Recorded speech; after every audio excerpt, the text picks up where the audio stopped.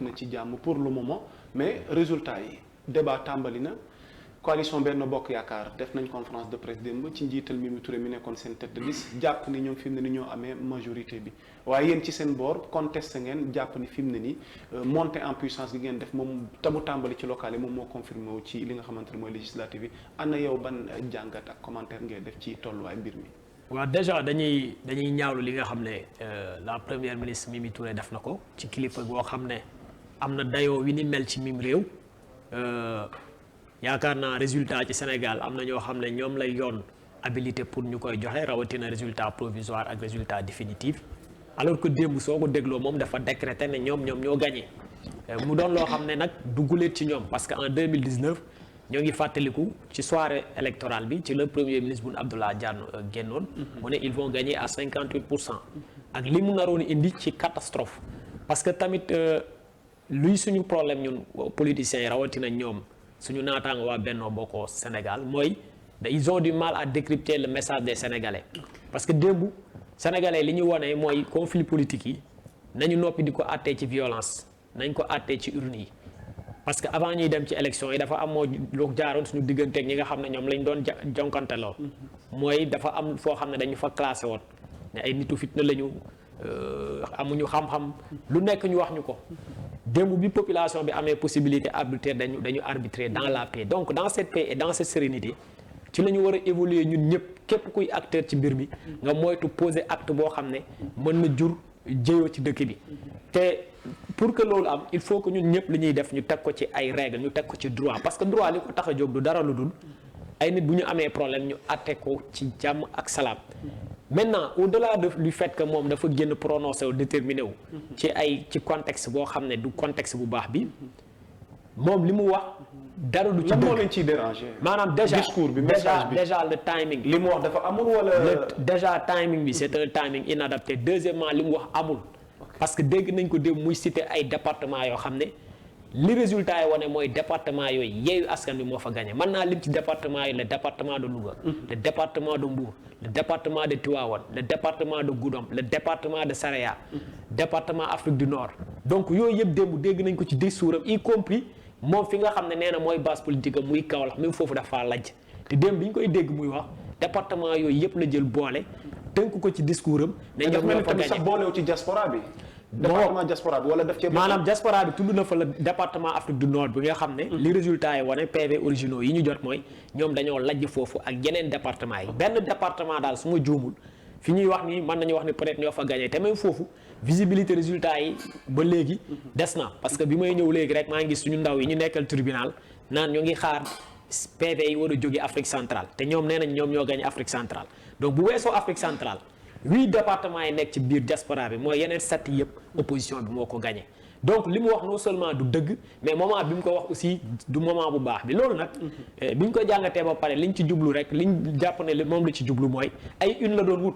parce que démb bi muy wax xam na ne tey lundi la presse bi bu ñu génnee dinañu titrer donc ñun jàpp nañ ne li mu doon wax basé wu ko ci ay PV basé wu ko ci système de remontée bu crédible boo xam ne mën nañ ci sukkandiku pour décréter une victoire définitive ci moment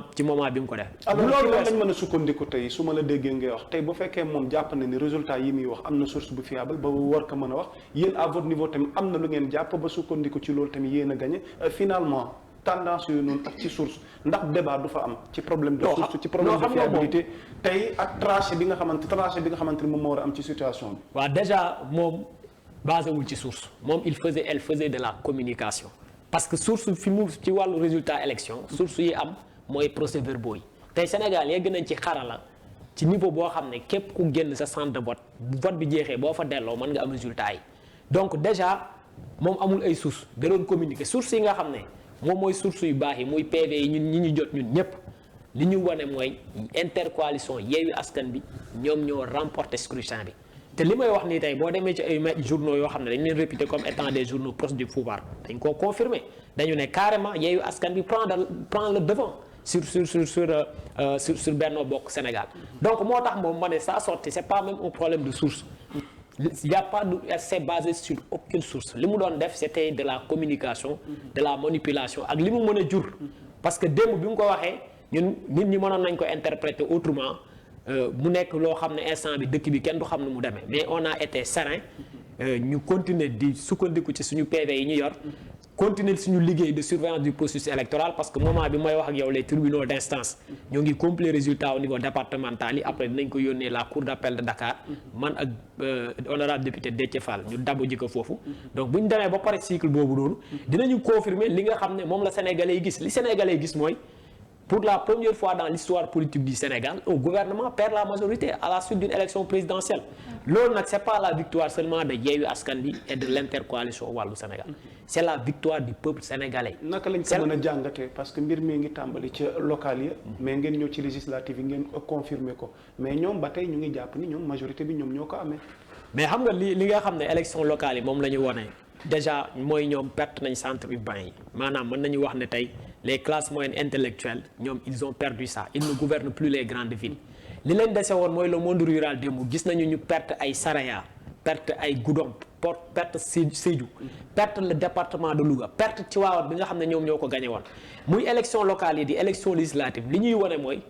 Macky Sall ak ñi mu àndal ils ne sont plus majoritaires dans ce pays parce que en 2019 département de Tivaouane bi ñuy wax dañ koo gagné woon Louga dañ koo gagné woon Kaolack dañ koo gagné woon Goudomp bi may wax nii dañ koo gagné woon donc boo demee tey ba perdre ce qu'on appelle au Sénégal l'axe centre muy Dakar Thiès Diourbel te boo ko cumulé ci fichier électoral bi mu nekk 48% yow réew moomu jaratoo ko donc local yi ak législative lu ñu wane mooy moom Macky Sall il doit avoir la hauteur ñëw discuter ak opposition ñu xool pour des questions de stabilité et de paix naka la ñuy ko gérer dëkk bi pour ne pas dire naka la ñuy cohabiter parce que tey en réalité loolu mu am leneen lu mu def nag day empirer la situation actuelle parce que Sénégalais fi mu ne nii su ma la déggee nga wax na vous ne parlez plus de cohabitation mais fi mu ne nii seen majorité yéen fi mu ne nii moom ngeen di bëgg amal ca pencum ndaw réew mi. waaw mais li ndax xale yi wax rek laay répéter c'est-à-dire romb na ñëw moom sa cohabitation moom dañ ko héberger actuellement ci réew mi parce que yoratul réew mi parce que amatul majorité dañ koo dépassé. bu fekkoon moom c'est ça man li ma bëgg a wax foofu moom mooy li ma bëgg a laaj foofu du moins moom mooy d'une manière concrète sànq wax nga ay PV originaux yu ngeen yor seen PV yooyu lan la leen jox d'une manière concrète. mais lim ñu jox wax naa ko. ci ay chiffres. ci nombre de départements. non actuellement mënuma la wax carrément que gagné nañu 100 wala 200 wala nangam mais li PV wane mooy nous avons une avance. selon les tendances une avance nette sur Benno Bokk Yaakaar. selon yi nga xam ne moom lañ yor en disposition. te loolu yaakaar naa ñëpp gis nañ ko diaspora bi ñëpp gis nañ ni mu woddee Thiès Dakar Tivaouane Mbour Diourbel. sans compter mais ñoom nanguwuñu xam nga fi mu ne nii yow tu parles de majorité à l'Assemblée nationale gi ñu jëm yéen selon PV yi ngeen am jàpp ngeen ni fi mu ne nii ñoom raw ñu leen yéen a jiitu mais ñoom def nañ communication te ñoom itamit sources yi ñu am jàpp nañ ñoom ñoo jiitu nee nañ gagné leen 30 départements sur les 46 léegi li ngeen di xaar fu leen ne la ci Assemblée nationale est-ce que di ngeen ko fa mën a am waaw xam nga majorité mooy nga am 50%.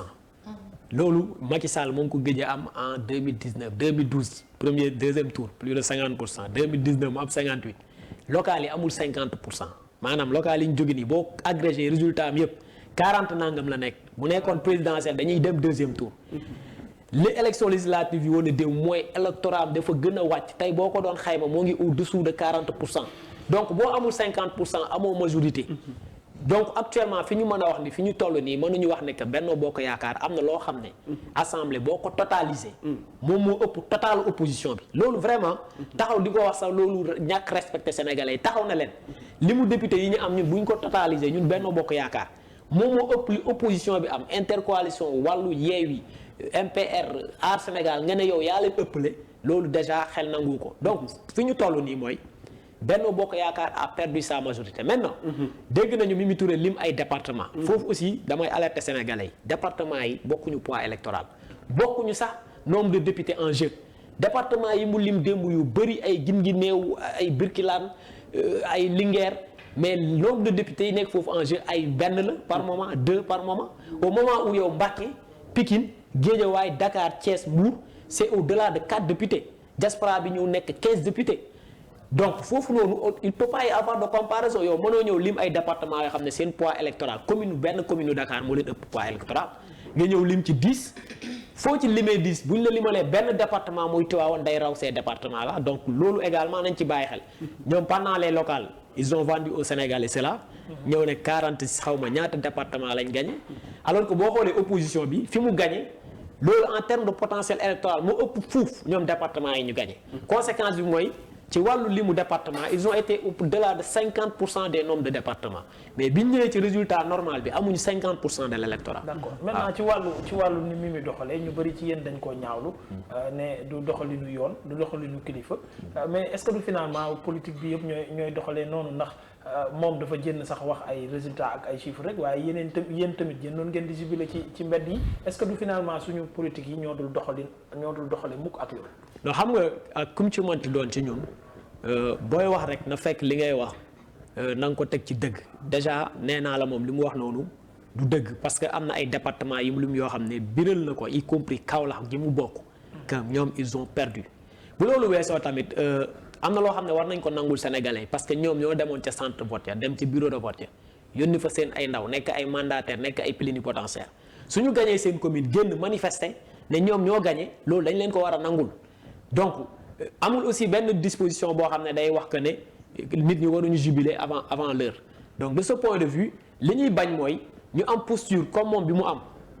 taxaw ne carrément yow yaa gañe taxaw fa man je peux comprendre nga ne tendance yi li mu wane mooy fii ñun ñoo fi gañe fii ñun ñoo fi gañe mais ñoo ngi xaar tribunal confirmer ñu et cetera mais taxaw ne nous sommes majoritaires à l'Assemblée nga def ko guddi ay côté minuit mais loolu li mu mën a jur ñëpp xam nañ ko en 2019 mais leader yi bu ñu àndul woon ak dal ak sérénité mais kenn waxatu ko parce que ce qui était en jeu li ci gën a dangereux ci comportement boobu moo yow médias yi tu fais cibler les médias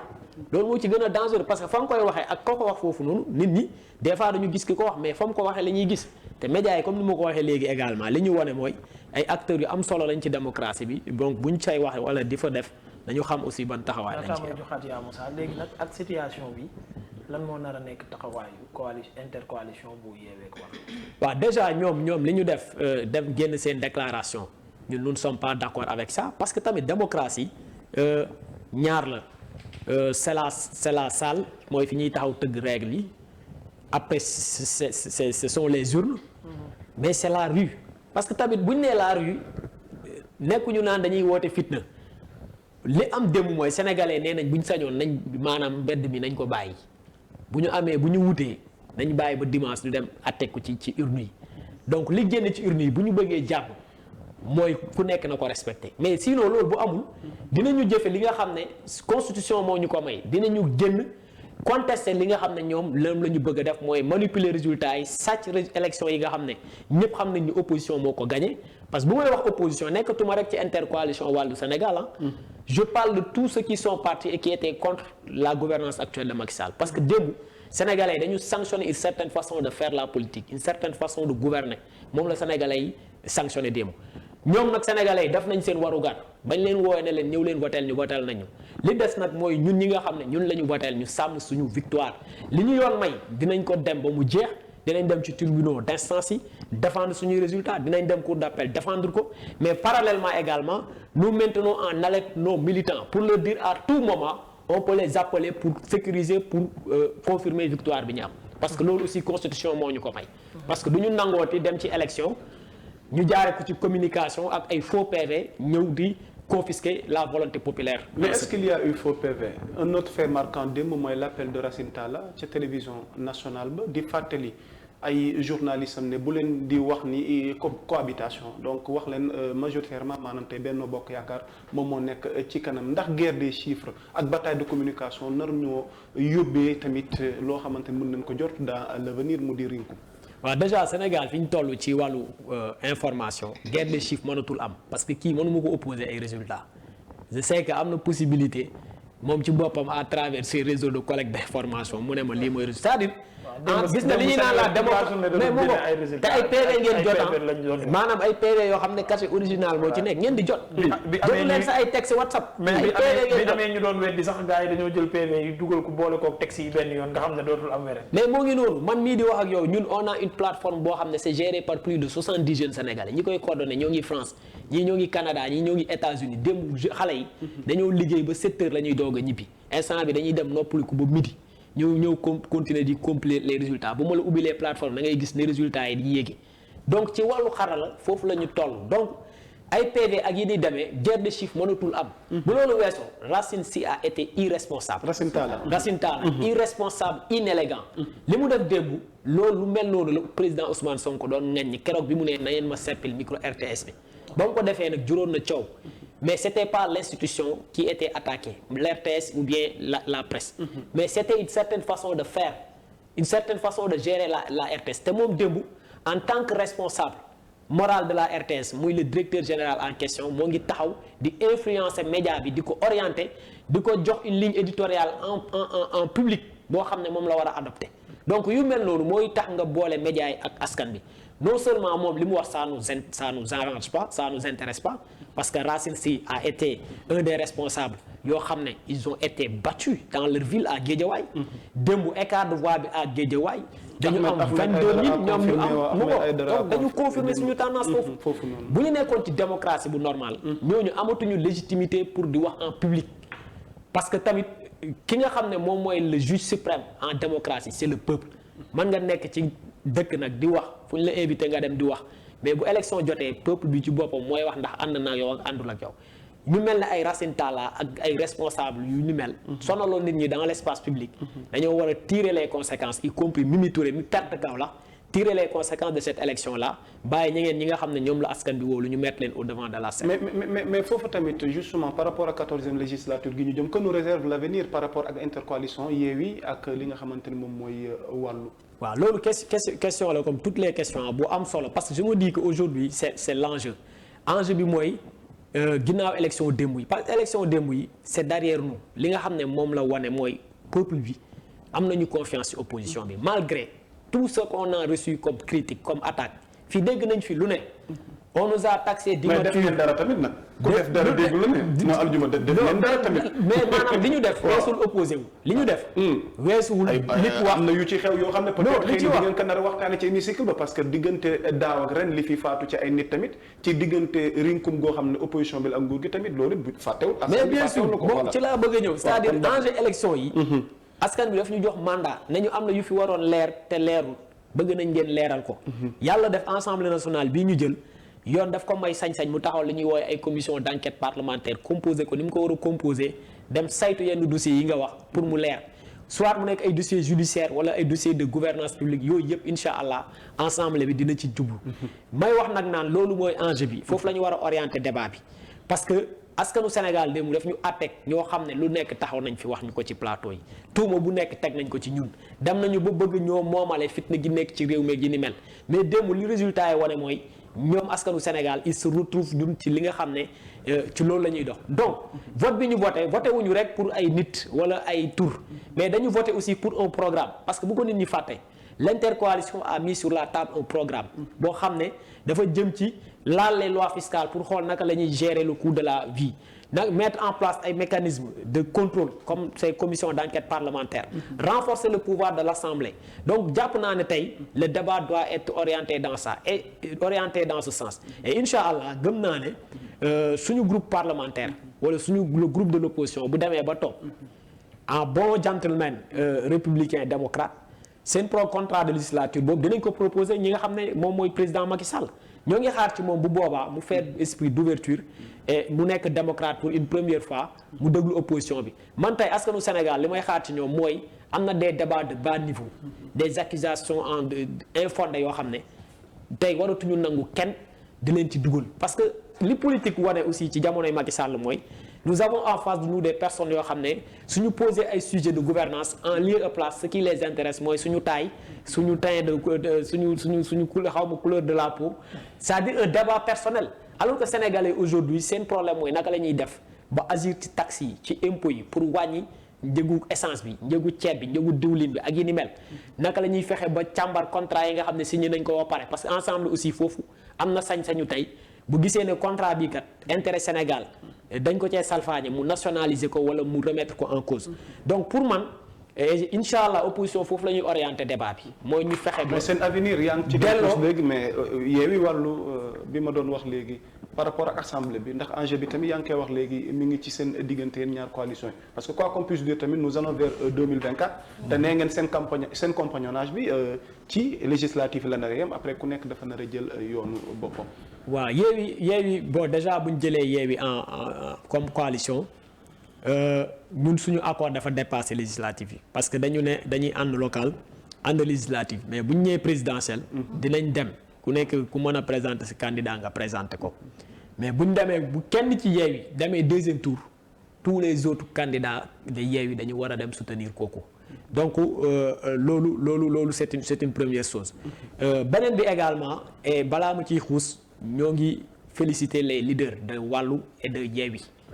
parce que élection bi ñu jógee c'est une élection boo xam ne boo ko bëggee gagner département yi ngay gagner parce que foofu la scrutin majoritaire bi nekk raw gàddu bi keroog bi nga xam ne leaders yi dégg nañ ne Macky Sall stratégie moo ngi ko basé ci département yi ci la ñu gisee seen biir boo gisee suñu investiture bi xaw a yéex à la DG. c'est parce que vendredi lañ commencé waxtaan yi. le plan de Tchefal waaw ñoo ngi ko pare dimanche. ñoo ngi ko mettre en œuvre ci biir DG. donc loolu boo gisee moom également c'est parce que d'une part et d'autre part am nañu nangoo def ay concessions. et président Abdoulaye Wade démb dafa am message bu mu jox Sénégalais yépp ma ciy profité di ko ñaanal gudd fan ak wër. démb département de Dakar la voté bulletin Yewwi Askan Wi la voté en tant que leader de Wallu Sénégal. mais à son âge Aljuma Abdoulaye Wade tête de liste Wallu à son âge après tout ce qu'il a eu à donner maanaam à ce peuple ngeen ngoy ci góor gi national bi jàpp ne ba tey war na leen mën a am njëriñ te ñu bëri jàpp ne waxtu wi ngeen jëriñoo ay xalaatam moo gënoon ngeen koy pamte di koy sur le terrain foofu tamit ndax mënuñu leen def ay reproches. non mais xam nga góor gi kenn ngoyul ci moom góor gi ci boppam moo am une philosophie de vie di ko dundal boppam parce que dégg nañ ko fii bañ ko critiquer mu joxe image wu góor ga fekkee woon ba ñuy tabax jumaawu Touba. sëñ ba la mu waxoon ne ku ci mënut a def lii def ci lii même ku ci mënut a def lii boo mënee jël xeer sax du ko ci sànni na nga ko ci def donc moom président Abdoulaye tontool na boppam loolu nee na tant que moom dese na tuuti ngelaw pour dund il va contribuer à la démocratie de ce pays mais su ko bëggee pourquoi pas parce que wax nga waxu xalaat tout à l'heure le président Abdoulaye Wade qui conseille les députés mais pourquoi pas parce que c'est quelqu'un boo xam ne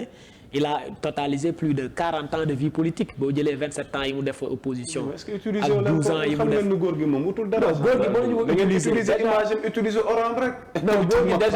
góor gi déjà nee nañ ku la mag ëpp la ay sagar. moom gëw ma ne actuellement ci classe politique bi am na koo xam ne mën na ko def loolu mu bëggut a def. te même bu fekkee âge am day entrer en jeu. il a un entourage responsable parce que ñoom lañu gisuñu ko pendant les investitures. mais il a mis à notre disposition ñoom doyen Mamadou Lamine Thiam je profite de l'occasion pour remercier ko muy le mandataire de Wallu ñu def liggéey bu am solo keroog à la DGE kii nekk fii ñu ku nekk jox sa morom ay commissaire ñuy liggéey amuñu benn problème ba bi ñu fay jógee donc fekkee au-delà de sa personne on remercie également l'appareil politique de Wallu Sénégal le député Mamadou Lamine Diallo de Tekki ñoom ils ont beaucoup joué dans cette coalition et véritablement ce qui a fait échouer Benno Bokk Yaakaar c'est l'intercoalition parce que fi nga xam ne foofu jàpp nañ ne d'après analyse ci local yi ne bu ñu fa àndee dañuy devancer parce que résultat yi ça s'explique jóge nañ ci élection locale def nañu analyse on a vu que pendant les locales am na foo xam ne Wallu mooy deuxième wala Yewwi bu kii nekkul premier kii deuxième la bu kii nekkee deuxième kii troisième la ñu ne ñun ñaar ñooñu dañu cumuler suñuy résultat xool loolu lañ def Mbacké loolu lañ def Tëngéej loolu lañ def Thiès loolu lañ def feneen ak feneen ba sama commune bi nga xam ne mooy commune Somone dëgg la local yi moi j'étais candidat dañ koo pertoon mais grâce à l'intercoalition Wallu Yewwi démb la commune de Somone a basculé dans l'escarcelle de l'opposition et j'en profite pour jaajëfal toute la population somonoise rawatina l'intercoalition bi nga xam ne doyen Mamadou Gueye moo ko dirigé ànd ci ak Adama Sadj bi nga xam ne moo jiite PUR ba pare jiite Yewwi Askan Wi fi may terminé Ahmed Ndoye bu fekkee amu leen yeneen laaj yi ngeen mën a laaj kii di sunu gan gi di Aljuma Sow moom mooy dossier Karim ak dossier Khalifa Sall ci hémicycle gi ñu jëm ban taxawaay ngeen ki nar a am. waaw taxawaay bi ñu ci war a am signalé woon nañ ko juste après les événements de mars parce que bu ñu fàtte ne que événement de mars 2021 yi dañu ubbi benn cycle politique boo xam ne gëm naa ne ci la ñu nekk ba léegi parce que li Sénégalais wane woon ci mbedd bi démb moom lañ confirmé ci urne yi keroog bi nga xam ne président Ousmane Sonko ñibbi na këram dañu génne woon benn plateforme parce que ce qui était en jeu ci mois de mars bi c'était pas de libérer Ousmane Sonko wala de défendre Ousmane Sonko mais dañu yeggoon ci tournant démocratique lañu yeggoon ak Macky Sall. vous l'avez fait également vous l'avez libéré fexe ngeen bañ. nous avons libéré ce qui symbolise ko tamit. dañu libéré opposition démocratique lañu libéré maanaam libéré wuñ la personne chef de famille en personne parce qu'il avait la possibilité de voir sa famille qui lui rendait visite il menait sa vie il était en vie à la brigade de recherche mais on a libéré ce qu'il symbolisait mooy la démocratie parce que benn moment donné Macky Sall def ñu ne nous devons opérer un choix mooy croiser les bras et vivre en dictature ou se battre contre lui et vivre en démocratie donc mars 2021 tournant la ñu yeggoon ak moom le peuple a choisi de continuer à vivre en démocratie ñu ne cette vie nag elle suppose que l'opposition soit libérée de toute contrainte judiciaire ñu ne Khalifa Sall ak Karim Wade doivent être libres donc loolu également bokk na ci li nga xam ne suñu député yi bu ñu yeggee Assemblée nationale dinañ ci dox wax ci pour que ces deux-là puissent retrouver la plénitude de leurs droits civiques et politiques pour que ñu dellu ci Sénégal bi ñu xamoon avant Macky Sall mooy Sénégal bi nga xam ne toute personne qui remplit les conditions nekk en phase avec le fisc am appareil politique mën a participer aux élections. mais nga yaakaar ne loolu du danger si yéen ma fàttali ne yow Pastef nga bokk nga yaakaar ne bokkum Khalifa ak bokkum Karim ci présidentielle yi ñu jëm du doon ab ndëgg sërëx ci yéen. mais mënul nekk dëgg sërëx d'autant plus que bi ñu ànd ak ñoom amul lenn benn danger bu mu ñu créé. mooy élection locale yi bu ngeen tàqali ko aljuma Karim wuti Khalifa wuti aljuma contrat bi jeex na de. contrat bi jeexul. leneen li nekk sama xel bu ko wax contrat bi jeex na de. damaa bëggoon a wax Khalifa bokk Karim bokk waaw waa ji nga xam ne lii ñuy ruuma naan dina ko laajam du ko laaj kenn xamagul lu mu ci nar mu bokk ñett ñooñu waaw nga yaakaar ne mais bu boobaa ku nekk dàq wërsëgam rek lépp lu la Sénégalais yi yéene jox la ko ñu xam ne nii la Sénégalais yi yéene jox la ko. justement li Ahmed Ndoye wax c'est important li ñuy rumandaat muy troisième mandat bi hémicycle ba très bien bokkoon na ci point yoo xamante ni waroon naa ko ci dolli ca hémicycle ba naka ngeen ci nar a taxawee ci hémicycle déjà ñun xamoon nañ ne bokk na ci ay yéene Macky Sall mooy bu amee majorité mu modifier constitution bi de manière illégale jaare ko ci assemblée nationale. donc le fait que ñu nekk fa. ah bon loolu kon bokk na ci ay yéeneem. le fait que ñu nekk fa mooy moom ci ay jumtukaayam pour toogaat moom assemblée moom bokkatu ci. parce que gëm naa ne buñ fa nekkoon juróomi député sax loolu duñ ko nangu. deuxièmement par rapport ak toujours ak troisième mandat bi. damay faral di wax ne c'est pas un combat de l'opposition c'est un combat des Sénégalais parce que dafa bokk ci li nga xam ne alternance sénégalais dañ ko intégré muy moom ay ñoñam. mooy également ñi nga xam ne ñooy opposition mais également les sénégalais yi nga xam ne bokkuñu fenn mais di déglu di xool di xayma nekk ay démocrate parce que démb maa ngi jaajëfal mais da jaajëfaluma rek waa opposition ak ñi voté opposition ñëpp laay jaajëfal képp ku yeewu démb dans la paix dans la tranquillité nga dem voté Benno ñibbi dans la paix dans la tranquillité dañ la war a sargal y compris yow mi voté opposition parce que démb c'est la paix qui a gagné. Sénégalais yooyu nag ñoo moom seen démocratie Ousmane Sonko moomu ko Macky Sall moomu ko ñoo jàpp ni réew mi dafa war a am alternance parce que ce pays est doté de fils compétents et éthiques war nañu mën a am respiration démocratique boo xam ne yow suba boo bëggee nekk président dañ la war a bàyyi nga nekk président nous avons pas opté pour la royauté nangu luñ ko président Abdoulaye Wade ak d'après li mu fi def yépp gëw ma ne kii nga xam ne bi mu fi nekkee ba léegi dund gi day yokku tijji la fi nekkee que dinañ ko nangul moom muy def troisième mandat pour après mu jox ko doomam mooy rek ko Amadou Sall mais maa ngi doon wax nga jeexal mais dama am ñaari laaj yoo xam ne dama ko naroon fàtte daf ma amal solo lool bi ci njëkk moom mooy li leen daloon gannaaw bi ñu jógee ci local yi mooy ñenn ci seen maire yi daal di mbàbbu dem wuyu ji mouvance présidentielle bi ba bii la yoon seen ñii ngeen xam ne ñoom ngeen di yónni ca pencum ndaw réew ma sécuriser ngeen ko am ak ñoom ay waxtaan wala ay jotaay yoo xamante ne nii dinañ xam enjeu yi bañ a nag daal di dugg assemblée ba pare transhumé dem wuyu ji Macky Sall waaw xam nga am na parce que boo amee majorité bi nag ba téye ko bu fekkee am ngeen ko ndax man dara wóoru ma ci ba pare ñaa tax nga am ko ñenn ña parce que quoi qu'on puisse dire sànq Babacar mu ngi koy wax ak ku mënti jiitu raw bi du ko tax a demee noonu léegi nag bu ko raw bi taxul demee noonu ba pare am ñu màbbal nag daal di fekk ci le président de la République est-ce que du leen gàllankoor ci mbébét yi ngeen am biir assemblée waaw mais xam nga en démocratie li la war a gën a yitteel mooy nga nekk en phase avec le peuple parce que li xew Médina dafa am lu ci waa Médina wax maanaam loo ci bëgg a commenter Médina li fa xew mais dañu gàcceel Bamba Fall maanaam lambareem ji mu nekkee biir Médina di conférence de presse naan xaaral ma attaqué Ousmane Sonko démb peuple Médina war nañ ko ne ànduñoo ak yow donc ñun en réalité waa Yewwi Askan bi ak waa Wallu waa Pastef ba man mii ñëw fii di wax tey ñun li ñu intéressé mooy est-ce que nous sommes en phase avec le peuple parce que c'est le peuple qui est l'arbitre suprême man mii di wax ak yow nii tey su ma la waxul li ma na ma def dans une heure de temps mënoo ko xam donc li nga ma mën a jàppee mooy li ma la wax ak li ma la woon ba nga gis leneen ñi ñu investir am na taxawaay bu ñu woon am na lu ñu woon ci kanamu sénégalais ñu investir leen maanaam fexe ba ñu ne fànn président Ousmane Sonko kenn investiru ko mais mu jël ay otoom jël léppam ànd ak ay nawle. musul gars yi fu nekk mu dem. musul gars yi ñi ngeen investir kenn xamul leen kenn xamul parce que yóbbante nañ leen loolu Ousmane Sonko mujj na leen ravir la vedette parce que finalement les investir nit ñi xamul. mais dama am sax balaa muy tontu boobu dama bëgg rek ci fii ñu ne nii. waaw continuer ma. léegi bu loolu amee. seen mbébét yi ngeen amoon biir assemblée daal dina sax. ban taxawaay est-ce que préparé ngeen ci seen organisation ak si seen i doxalin. bés bu loolu amee comme ni nga ko waxee nangul naa la ko. mooy nit ñi moom la ñu nam ñoom rek ñoo ko xam. mais bu loolu amee ban taxawaay ngeen di def nag biir assemblée. waaw mais xam nga am na loo xam ne dëgg la malheureusement 2000 lañ ko dugal ci constitution bi mooy boo transhumé da ngay ñàkk sa mandat mais malheureusement bañ ngay dugal ci constitution bi jëluñu en compte coalition bi. parti politique rek la ñu wax. moo ngi mel ne man ma jógee tey Pastef dem APR yàlla na ma ci yàlla musal. bu boobaa bu fekkee député Pastef laa damay perdre sama mandat mais malheureusement. ni ñu koy waxati sa coalition yi jëluñu ko en compte mais en tout état de cause gisuñu ban phénomène de transhumance mooy tax ñun suñu groupe parlementaire bi nga xam ne dinañ ko am. ñu perte ko déjà loolu benn la ñaareel bi mooy fii ak ñuy dem présidentielle yàggatul c'est moins de 2 ans askan bi am na lu mu wane ci message képp ku transhumé sa mandat di nga ko ñàkk yaakaar naa loolu également ñi nga xam ne ils sont concernés par ça war nañ ci bàyyi seen xel mais résultat yi tëddee na noo xam ne gisuñu phénomène de transhumance boo xam ne dina tax opposition néew doole ba bu bëggee taxawal commission d'enquête parlementaire du ko taxawal donc suñu xel côté boobu dal na ci déjà nous savons que nous sommes en phase avec le peuple les transhumances seront sanctionnés y compris ñi leen accueillir mais également dinañu tout le temps garder un groupe boo xam ne. Mansour Faye junj na dissolution assemblée nationale bi Mansour Faye junj na dissolution assemblée nationale bi non xam nga maanaam yéen ñi ngeen ñu yóbbul assemblée ñun sax xamuñu leen ñun amul benn sénégalais bu mën a taxaw mu ne la moom lenn liste yi bu weesoo liste yeeyu askan bi nga xam ne tous les investis tey APR boo ma ci limalee juróom fa nga yem seen liste nationale boobu noonu bu weesoo Mimi Touré. Abdoulaye Diouf Sarr non mais c'est-à-dire loolu c'est pas les loolu xam nga loolu gis ci campagne seen département yi. mais yéen ñi ngeen investir. ba si seen département sax Ousmane Sonko fay dem Ousmane Sonko. non mais ñun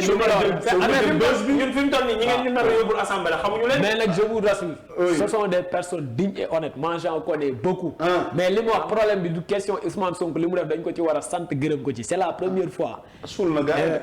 kenn investiru la te aussi il faut ñu fàttaliku li xale yi waxoon. nee nañ suñuy remplaçant dinañ gagner série titulaire te loolu moo ngi am. loolu aussi waaw moom donc li am c'est pas lié à Ousmane. mais c'est la nature de l'élection. ok c'est pas pour ne tête de liste jël benn photo tête de liste bi teg ci te gis nga loolu sax dañ ñu koo xaj ci élection yi. nous sommes l'unique coalition. parmi les 8 boo xam ne suñu bulletin amul photo loolu aussi gouvernement bi. xañ nañu ko mais askan bi war na gouvernement bi àndul ak ci li mu xam ne moom lañ doxal quoi. dissolution assemblée nationale bi Mansour Faye junjoon dafa am loo ci commenté. déjà loolu c'est li mu wax noonu moom ça relève une certaine ignorance de Mansour Faye parce que dissolution c'est régi par la constitution dafa am ay conditions yoo xam ne ci la ñuy nekk pour que ñu mën a dissoudre assemblée nationale mais également dafa am temps boo xam ne bu ñu fa yeggul. président bi mënul dissoudre assemblée nationale loolu mécanisme boobu ci loi bi mu nekk moom appliqué gu ko ba léegi mooy loi bi delloo si poste premier ministre bi mu ko voté en décembre ba léegi appliqué gu ko donc il faut mu nommer premier ministre bi mettre en application cette loi mais lu mu dee ñu am délai 2 ans yoo xam ne moom am na possibilité bi pour dissoudre assemblée nationale mais moment bi ñuy wax ni assemblée bi ñu jëm day continuer def liggéeyam te gëm naa ne sax parce que tamit li am démb c'est l'expression de la volonté générale le peuple sénégalais du ñu accepter parce que opposition moom moo am majorité ñuy dissoudre son assemblée nationale. Ahmed fi ñuy terminer Macky Sall annoncé woon na à l'issue des élections législatives dina taxawal maanaam poste premier ministre bi et tamit ñu jëm ci formation nouveau gouvernement ndax gis ngeen fa seen place bu ñu leen tàllaloon loxo ndax pare ngeen pour dem uyu ji leen ñu jeexalee foofu. waaw xam nga li xew actuellement ki ñuy tàllal loxo ne ko kaay xam nga nit bu la ganisee. moom du moom mooy ñëw na la maanaam gan du yeeyu béy Macky Sall ab gan la ci Sénégal depuis démb ba léegi gan la fi ci nim réew gan maanaam moom la ñuy tàllaloo majorité de moom moom instant bi gan gi ci kër gi moom la moom capital mais monsieur Sow gan la ci réew mi déjà gan la ci réew mi présidentiel lañ non xam nga ñoom mais nañ def très attention daa mel ni ñoom ñooy jiite réew nañ def très attention ci débat non nañ def très attention xam nga ci régime bi boo demee constitution Sénégal caractère républicain indivisible et uni de la nation lañ la ne la c'est un état déconcentré constitution fa la yam gis nga régime politique pratique bi moom moo koy déterminer bu ñu defee par exemple résultat yi bu ñu pratiquer résultat yi yu démb dañuy jógee régime présidentiel bi ñu nekk dem ci régime parlementaire pratique bi maanaam acteurs politiques yi ni ñuy doxalante loolu mooy déterminer régime mais amul benn loi bu taxaw ne Sénégal régime présidentiel la hyper présidentialisme professeur d'université yi ñooy théoriser xool ni président di doxalee ay pouvoir am sañ-sañ ñu bàyyi assemblée pouvoir yi nga xam ne le président moom la détenir yëpp un président sénégalais je dirais même pas Macky Sall mais un président sénégalais pouvoir yi muy yor ci yoxom yëpp boo ko xayma cohabitation ou pas majorité ou pas daanaka moom moo yor caggal gu yëpp di ko doxalee nam ko neexee loolu noonu est-ce que jàpp ngeen ne yéen mën ngeen ci dara mais xam nga pouvoir yooyu moo ngi ko tiré ci ay loi ordinaire assemblée nationale mooy voté loi li loxo def loxo mën na koo dindi gis nga loi yooyu mu sukkandiku noonu di nommer di yokk ay salaire ak di maanaam di naan impôt yi fii la ñu war a yem assemblée opposition am na sañ-sañu convoqué ordre du jour ne dañuy abroger loi bi nga xam ne ci la Macky Sall basé wu di yokk ay indemnité di yokk ay salaire c'est-à-dire moom base bi nga xam ne ci lay sukkandiku di gouverner c'est sécrété c'est produit par l'Assemblée nationale donc actuellement li ko war mooy moom gan gi mooy mu waxtaan ak borom kër gi ñu xool yenn yi naka lañ koy réformer conformer ko aux intérêts du peuple sénégalais mais pas aux intérêts de son clan et de sa famille. merci beaucoup dañuy ànd ak soxna Eva Fall ndax montre bu Karbala bi sonné na woon ñu ne 10 heures jot na. ñu ànd ak soxna Eva Fall mu daal di dugg ci xibaar yi nga xam ne ñoo gën a fës ci 24 heures yi la ñu koy.